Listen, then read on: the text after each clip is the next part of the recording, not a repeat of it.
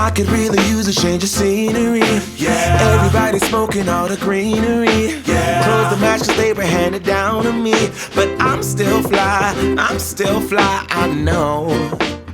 Hey, what's up, everybody? It's your boy Onyx here, Going Full Nerd, and we have another excursion into the DC animated universe with Justice Society, World War II.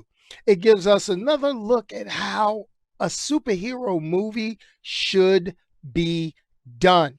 I mean, I don't care about all the live action movies when I get gems like this from Warner Brothers Animation. Now, anybody that watches the channel knows that I'm very critical of Warner Brothers as a whole, but this is why I keep giving them a chance. I mean, the plot synopsis is this. Justice Society World War II finds a modern-day Barry Allen prior to the formation of the Justice League. Very important point here. And he's discovering he can run faster than he ever imagined. And that milestone results in his first encounter with the Speed Force. Now, the Flash is promptly launched into the midst of a raging battle, primarily between Nazis and a team of Golden Age DC superheroes known as the Justice Society of America. I mean, this is a team with Golden Age versions led by Wonder Woman, including Hourman, Black Canary, Hawkman, Steve Trevor, the Golden Age Flash, James J. Garrick. I was getting ready to say James Garrick. What the hell was I thinking? But anyway, the Flash quickly volunteers to assist his fellow heroes in tipping the scales of war in their favor, while this team tries to figure out how to send him home. But as always, when you got stories this deep, it's not easy as complications and emotions run deep in this time-skipping World War II thriller. Now, I got an issue with the plot synopsis, and it purposely misleads you. So here goes the deal. If you haven't watched Justice Society World War II, what I'm going to need for you to do is pause this podcast, pause this video, walk away, watch it, then come back, because I'm getting ready to drop some spoilers on you. That's just what I do. But we're also going to give you a little bit of, why I say the things I say. Now, you got to think about it like this. The main villain in this is not just the Nazis in particular, but the plot twist is they use a character who is relatively minor in DC animated or live action lore over the years. But he was a major player in the comic books back in the days of the JSA and during the crisis events of the 1980s. This is the Psycho Pirate. Now, here's the deal. It's not the traditional version that we've seen during Crisis on Infinite Earths and the more recent DC comics, the guy with the Medusa mask, and all that stuff. But this one has the mental manipulation power where it just gets real funky, man. It gets real funky. But this character is referred to in the credits as the Advisor. And I was able to figure out that he was the Psycho Pirate because of the official press release information calling him by his alter ego, Charles Halstead, which was the original Golden Age version of the Psycho Pirate. And then they had real cool clues in it. He said, "I was once a pirate roaming the seas." It's like, come on, man. That's attention to detail that, a lot of stories, you don't get that. You really don't get that. But this one, it mixes the original, the current version to basically balance out the story, especially when you're dealing with superpowered individuals. Now, the story itself is not overly complicated. I mean, the baseline goal, it does a couple of things. It establishes a new starting point for future Justice League animated features if they decide to go the same route they did with that last series, which ended with, Justice League Apocalypse War. But we're going to leave that there. It started off with Flashpoint. It ended with the Flash running to change the timeline. And now we got a new beginning with the Flash learning about the Speed Force and running through time and alternate.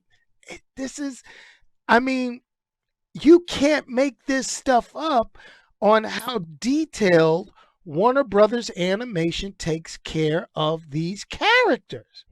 Now, this animated movie, it has a lot going for it. It actually shows the perfect balance for a warrior and caring Wonder Woman. It also allows for a depiction of the Flash, meaning Barry Allen, to grow and mature in a short time frame without making it feel like we missed the point somewhere along the line. It's not overly comedic, it's not overly serious. Okay.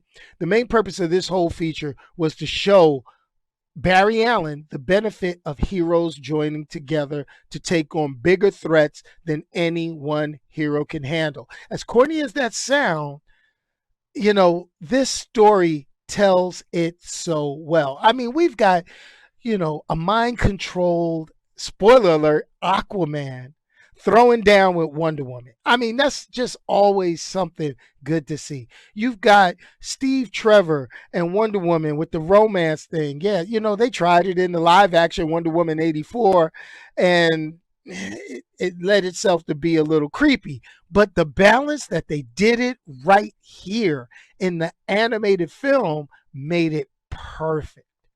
Oh my gosh. And the growth and maturity of Barry Allen teaching tricks to their version of the Flash, Jay Garrick, and vice versa. Now, a lot of us comic book heads, we're not going to be used to this because we know that they've adjusted things so much. So, from alternate Earths to, it's different time frames and things like that. So it's really hard for me to sit here and put the comic book eye to it. But I can say that this, in the multiverse theme of things, is excellent.